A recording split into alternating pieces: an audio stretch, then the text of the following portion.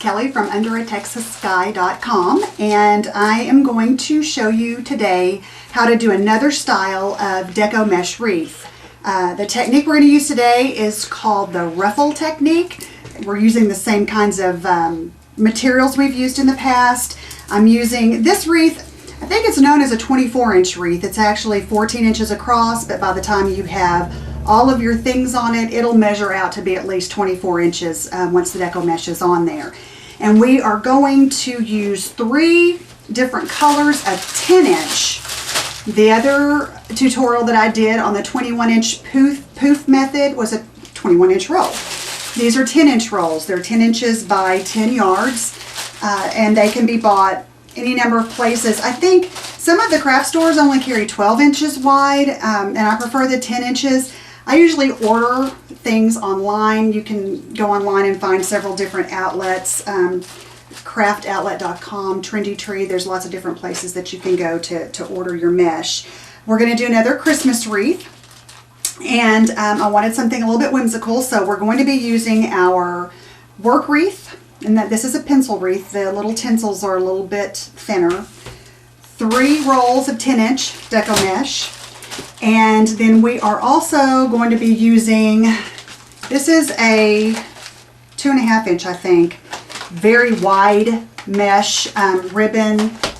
I've got a polka dot ribbon here, also 2.5 inches. And I know usually I say go with a big wide ribbon and then a little bit smaller ribbon, but all of the colors that I want to use, also another 2.5 inches. They all happen to be 2 inches or 2.5 inches. So we're going to see how that goes when we start adding the embellishments to our wreath. And to get started, what you're going to want to do is clear you off a space, and let's go ahead and get these rolls of mesh open.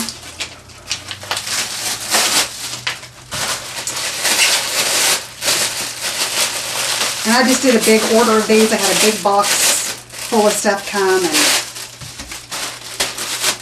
And we're using green, red, and white, as you can see. There's no metallics in this mesh. It's all just straight Deco mesh, the poly mesh. And so what we're going to do is we are going to cut these rolls of mesh into 10-inch strips. And actually, you know what? That's not true. I'm going to go 12-inch. I've seen people do tutorials where they do 20 inches long. To me, that is a lot of mesh to have to gather up, and you're going to see what I'm talking about in just a second. And I've seen others do 15 inches. Again, that's a lot of mesh to have to gather up when you start to gather. I think 12 inches is probably good. You make the most out of your rolls too. The longer the ruffle that you make, the less mileage you're going to get out of your Deco mesh, and I like to get as much out of it as I can. First thing I'm going to do, and as you can see, I've stacked them all up on top of each other. So when I cut, I'll be really doing 3 cuts at a time. But I want to go ahead and cut this end because I want to have a nice straight edge to start. As straight as possible to start. So what we're going to do is roll out our mesh, and I've just got my ruler here that's kind of keeping these from rolling up here because it tends to want to do that because it's been in a roll for a really long time. So I try to get these as even as possible to start. I use something to weight down the end. I determine where I'm starting. In this case, on my measuring board, I'm at 29 inches.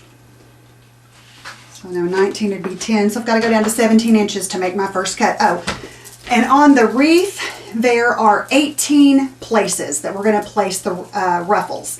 And we want 2 each in each one of the twists. So we need 36 of the ruffles. And I'm cutting 3 at a time. So if I take 3 at a time times 12, that's 36. That'll be plenty, so I just need to make 12 cuts. So here we go. I'm at 17. I mean, and this isn't an exact science. I'm not using a straight edge to do this. I'm just trying to get close.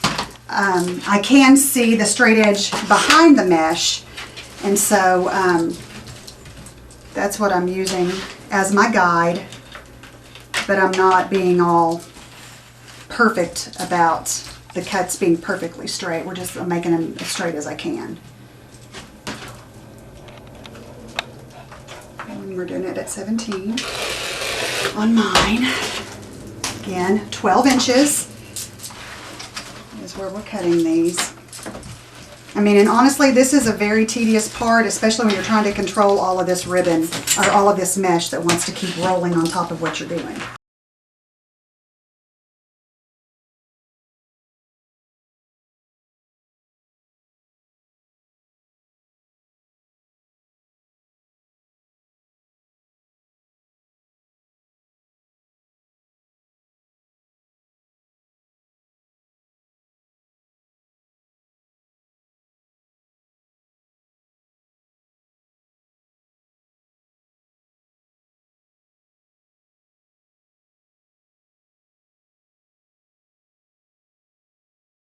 Okay, I'll move this over here so you can see what I'm doing.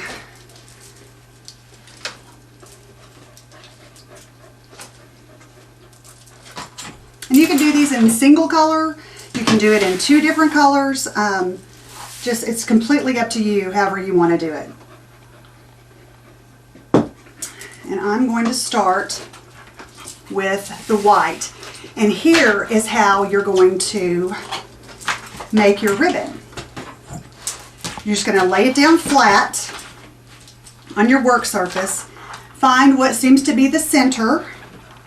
And then you're just going to start pinching and gathering, gathering, gathering all the way to the end. And it, you know, it can get a little bit wonky, but this is what you come up with.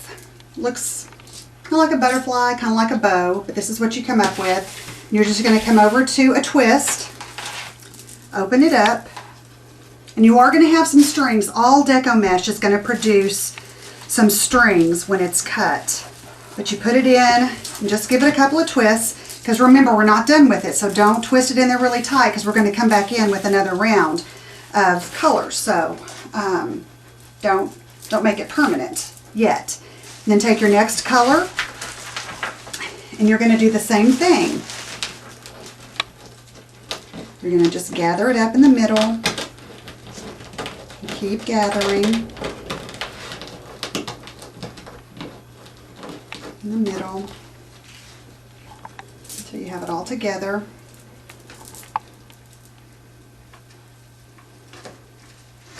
Then you're going to put it in a twist. The next twist over. So you come to the second twist. You're going to twist it in. Just a couple of turns. Then we're going to come to the next color. And you're going to just alternate colors, and what's going to happen is it's not going to turn out exactly even, and then you're going to have to decide, well, do I have more of one color here? And you know, you're just going to judge as you go along, as you'll see when we get there. But I'm just scrunching them up in the middle, again, into this little bow. We're going to come in to the next tie. And then give it a couple of turns. And then just keep alternating in the same order that you started.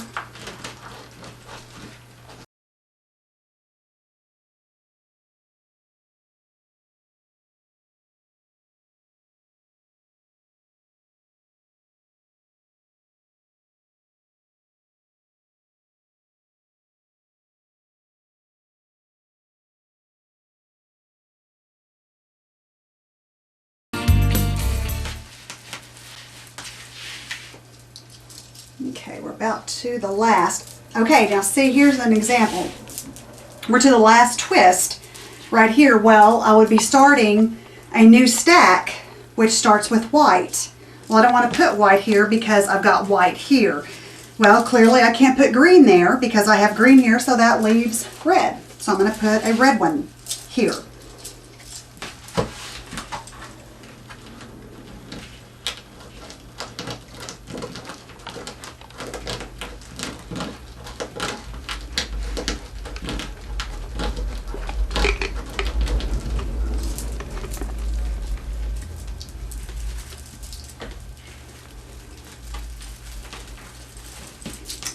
And so there we have our first layer. Like I said, it doesn't look like much, and you can see straight through it. It looks really, you know, skinny because it is. But now we are going, again, where did I stop there? Right here. Okay, so now we're to the white where we started, so, and I just used the red, so I'm going to go ahead and I'm going to start now with the green. I'll go green, white, red. And it's okay that there's a red here because it's going to be on top. There'll be another color on top of that. So now, and you'll just have to decide, you know, if you're using 2 colors, 3 colors, 4 colors, whatever you're doing, just to keep from it being heavy one color, what you need to do to keep that from happening. So now what I'm going to do on this red is I'm going to, actually, you know what? I think what I'm going to do is I'm going to start the green here. So I'll go green, white, red, that way. You're going to open your twist back up. Don't just stack this on top of this next twist. You're going to run out of room in your twist ties if you do that. It's just better if you just open it back up. That's why you didn't twist it a bunch of times when you were there the first time around. Go ahead and give it just a couple of twists because you're still not finished with it. You've got lots of ribbons and embellishments that are going to go inside of it. So always open that twist back up. So what did I say I was going to do? Going to go green, white, red.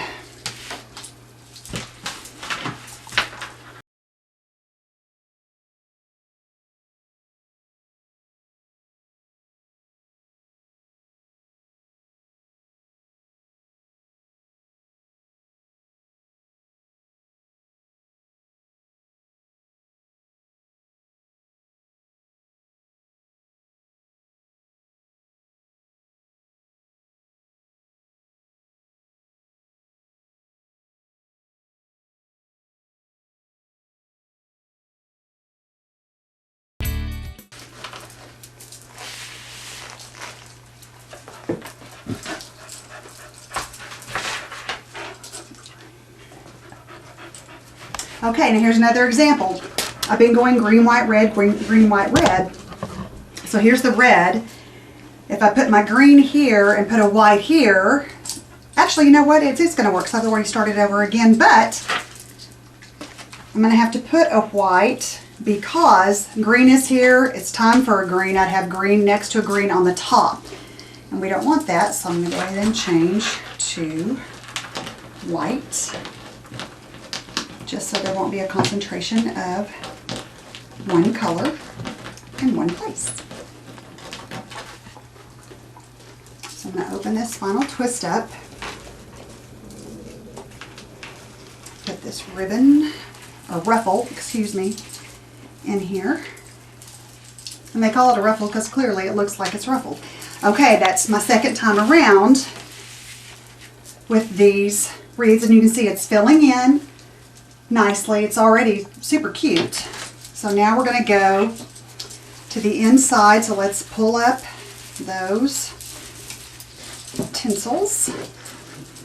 We'll have to decide where to start and then what color we're going to start with when we do that. So I've got a green left, so let's start with the green, and what looks like a good spot really would be right here. I'm going to start right here. I may have dropped another one of those off.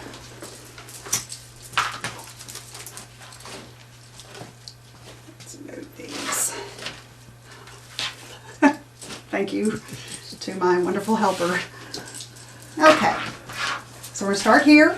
We're going to go with the green. It's the one I had left.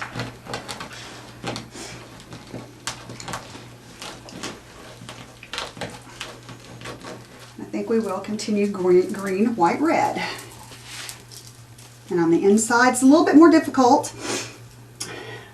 Is that my other helper? That's Max. It's a little bit more difficult because the mesh tends to want to grab onto the other mesh, and so you're going to have to just work with it, move it out of the way once you get it there in the middle. Okay, we started green, and so we're going to go white, red.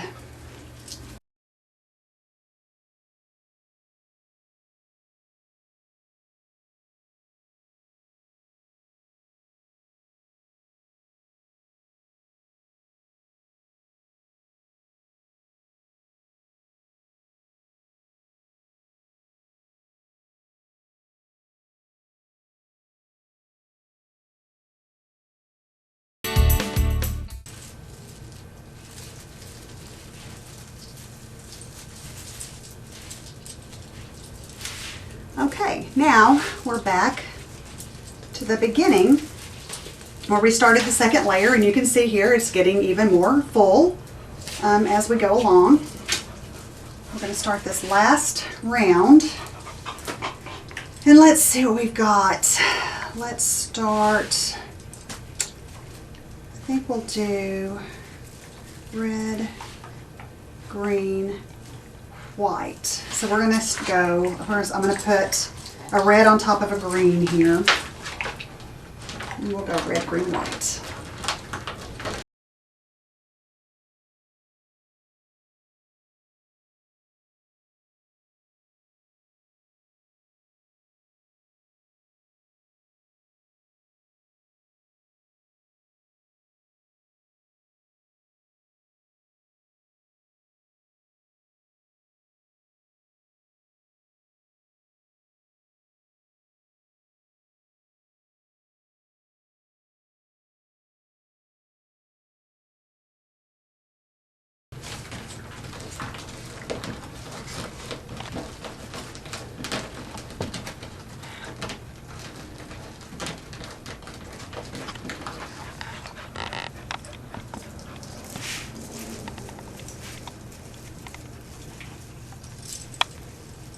That's going to go in. All right. And there will be some trimming to do. There'll be some strings that you're going to need to trim. But this is what you come up with so far. And yes, there are still some areas that you can see through to the mesh behind it, but we're going to fill all that in. We're going to go with our ribbons and so forth to go in there. And I wanted to do something a little bit more whimsical, and so I found these penguins, which are very cute and funny. And so I got a variety of those, and then I was trying to think of what ribbons I wanted to go with them.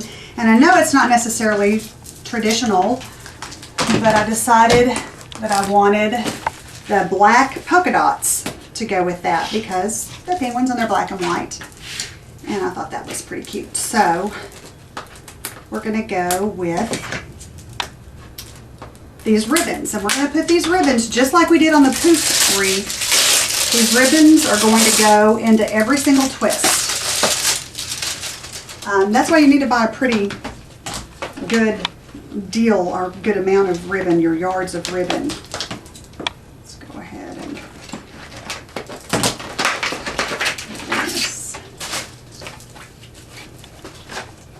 this is a really nice ribbon. I actually got this at Sam's on there. They had Christmas mesh and Christmas ribbon, and I just thought this was perfect. I was really excited when I saw it. And I'm going to also want this plaid, and I'm probably going to do, I'm thinking about doing a bow on this wreath also. I'm not sure what ribbon I want to use to do that though, so right now I really had in mind this plaid, but we're going to see. And then you're going to have to determine the length that you want your ribbon to be on here. We have to cut that down, and I think usually I go 10 inches just to be sure that it's long enough. I'll go ahead and cut that. And then again, to do the little V cut on the end of the ribbon, you just fold your ribbon over like this, and then you're going to fold it over again like this, and then you're going to make a cut like this, just an angular cut from the folded side down. If you cut it the opposite direction, instead of having a V cut, it's going to be a V sticking down. I've made that mistake several times. But as you can see, that leaves a nice little V. Some people call that dovetailing. I've called it that too. It doesn't really look like a dovetail though, but and then you're just gonna scrunch it in the middle and open up a twist. Lay it in and see if that seems long enough. I don't know. I'm going to try.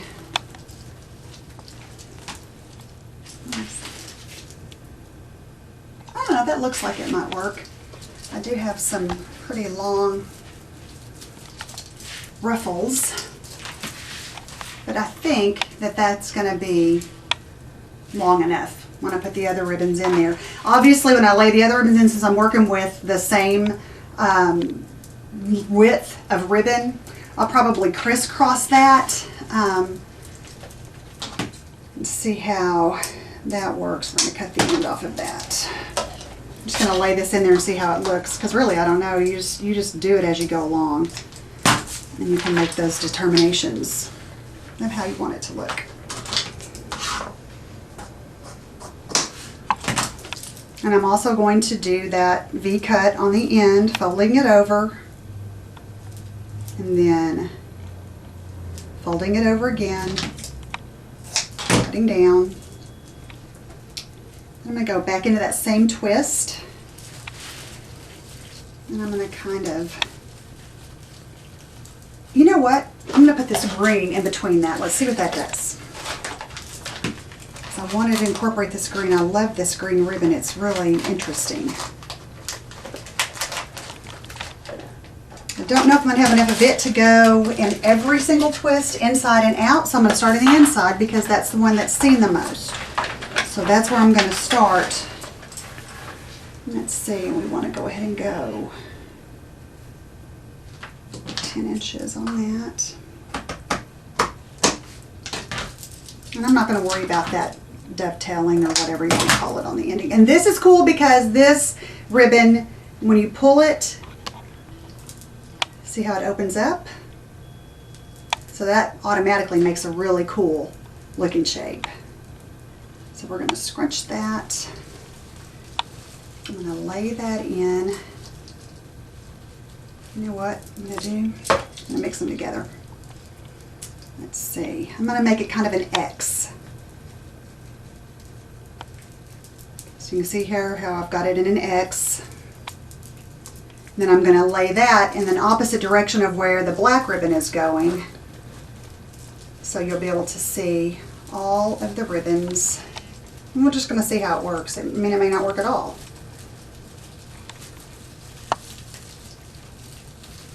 But it might turn out to be fabulous. You know, I could almost just do the two in the two directions and go with the black also. I think that looks pretty cute like that. You see how I kind of made it into an X where you can see every single ribbon. And of course, we're not done. We're going to add some more stuff to this, clearly. But that's a nice, I think that's a really nice look. So we're going to do that, which means I've got a lot of ribbons to cut. Okay, so as you can see, I've been filling in all of these areas with this ribbon. This has taken a really, really long time. Since I'm doing the 3 different ribbons, cutting, you know, you're better off cut them all and then start working with them instead of doing it one at a time. So I had to take the time to cut them and put them in. I'm down to the last couple. I'll show you again how I'm doing this. I'm just opening the twist and I'm sticking the ribbon in. Then I'm taking the next ribbon that I'm using and squishing it in the middle, and I'm going to go in kind of a different direction. Put that in there, kind of smush it down. I'm not twisting it, I just pushed it back together so it'll hold until I get the last ribbon in, which is this plaid. And then I'll put that in kind of a different direction. And then go ahead, twist it a couple times. And then this is that wired ribbon, so I'm going to go ahead and open it up and open this up. So you can see it's just kind of going in the different directions. And let me get to this last one.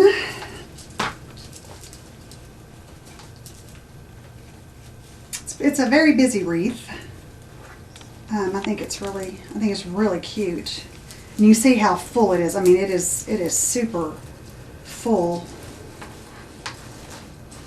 because of all of the ribbons and everything. And we'll just take a few embellishments to put on it. Put that in there. Another direction. And the last one.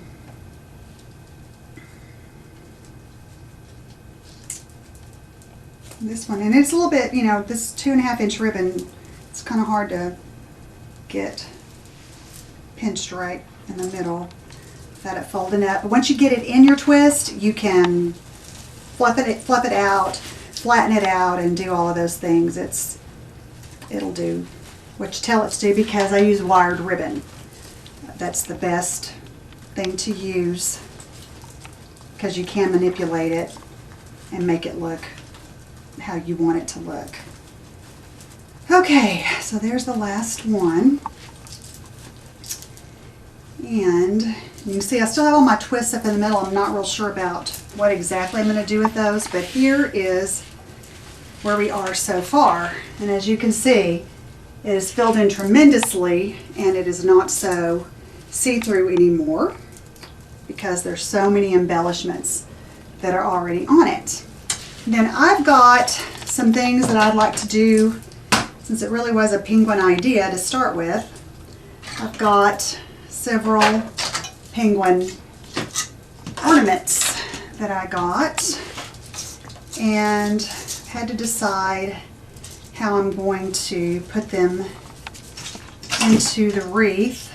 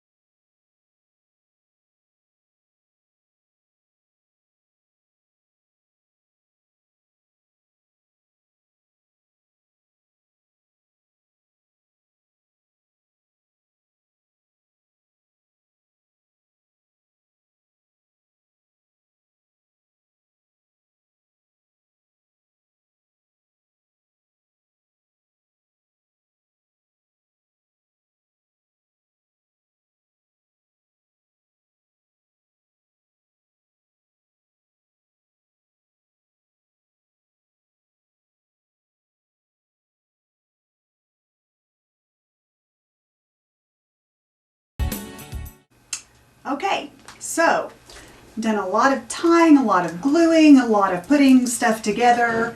I mean, this has taken a really, really long time. Finding a way to attach the penguins was particularly challenging. I ended up gluing them on there. Of course, when it's on the door, it's going to be like this. Since it's on this stand, it was leaning down. I went ahead and added this with a zip tie to the frame itself. Hot glued a lot of embellishments on there. Like I said, there's going to be some strings that you'll need to trim. Go ahead and trim those off. Again, I used 3 rolls of 10-inch poly deco mesh. I cut them in 12-inch strips and then gathered them up in the middle. And be sure that your finished edge, or what's on the outside, when you gather up, your finished edges need to be on what's on the outside. And then just add your embellishments, anything you can think of, and you can come up with something that I think is really, really fantastic. I want y'all to try this. It's super easy. The next time I do a video, I'm going to show you how to incorporate the regular poof method with the ruffle method together, and that makes a really cute wreath also. But give this a try. You can do it. Thanks for joining me again. I'm Kelly at underatexasky.com.